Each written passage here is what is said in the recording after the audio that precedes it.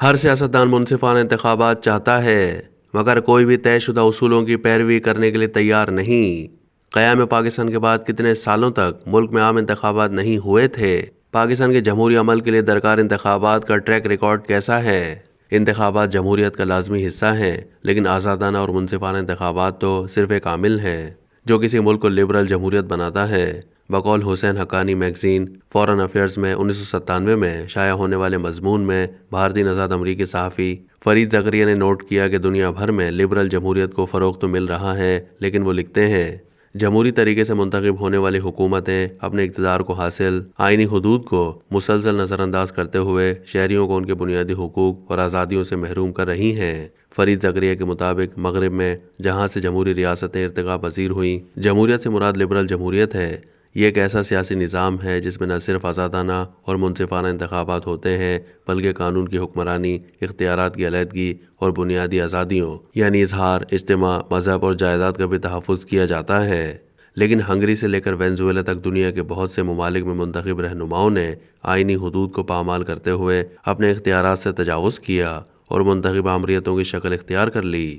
زکریا نے امریکی سفارتکار آنجہانی رچرڈ ہالبروک کی تشویش کا حوالہ دیتے ہوئے کہا ہے کہ ستمبر 1996 میں بوسنیا میں ہونے والے انتخابات اس جنگ زدہ ملک میں پرامن شہری زندگی کی بحالی کا سبب بن سکتے تھے۔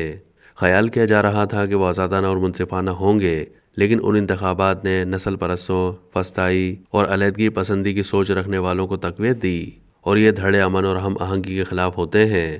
سابق یوگوسلاویہ میں جاری کشمکش اور عدم استحکام کے دنوں میں یہی مخمصہ لاحق تھا۔ آنے والے انتخابات کے حوالے سے پاکستانیوں کو یہ معروضات ذہن میں رکھنے کی ضرورت ہے۔ امریکہ میں سابق پاکستانی سفیر حسین حقانی اپنے کالم میں مزید لکھتے ہیں کہ پاکستان جمہوری عمل کے لیے درکار انتخابات کا کوئی بہت اچھا ٹریک ریکارڈ نہیں رکھتا۔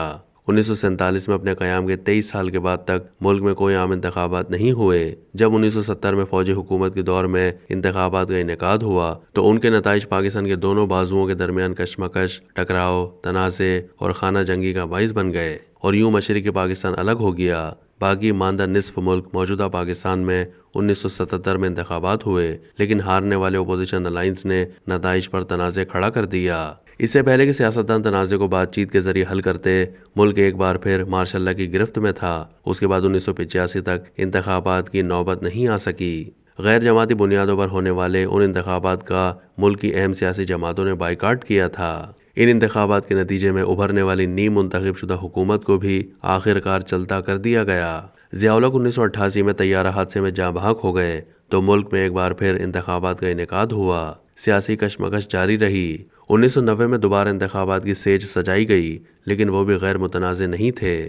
1993 اور 1997 کے انتخابی نتائج بھی ہارنے والوں نے مسترد کر دیے۔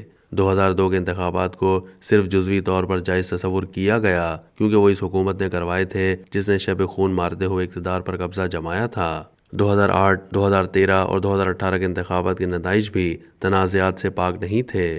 پاکستان کے ناہموار جمہوری ریکارڈ کا ایک دائرانہ جائزہ بتاتا ہے کہ اگرچہ ہر سیاستدان اور سیاسی جماعت آزادانہ اور منصفانہ انتخابات چاہتی ہیں، لیکن شاید ہی کوئی طے شدہ اصولوں کی پیروی کرنے کے لیے تیار ہو۔ عدلیہ کی ساکھ بھی داغدار ہے۔ صرف یہی نہیں بلکہ ملک کی نادیدہ اتھارٹیز کی مداخلت کئی برسوں سے، خاص طور پر حالیہ مہینوں کے دوران گرما گرم بحث کا موضوع رہی ہے۔ واضح نظر آتا ہے کہ پاکستان کے کچھ سیاسی کھلاڑیوں میں جمہوری طرز عمل کا شدید فقدان ہے۔ انتخابات میں فتح مند کو حکومت سازی کرنے اور ہارنے کی صورت میں اگلے انتخابات تک اپوزیشن کی صفوں سے حکومت پر تنقید کا کردار ادا کرنے کے بجائے کسی ایک یا دیگر انتخابی نتائج کو متنازع بنا دیا جاتا ہے۔ اس سے چال بازی اور داؤ پیچ کا پس پردہ کھیل شروع ہو جاتا ہے۔ اکثر اس کے ساتھ میڈیا پر پابندی لگا دی جاتی ہے اور سیاسی حریفوں کو نشانہ بنایا جاتا ہے۔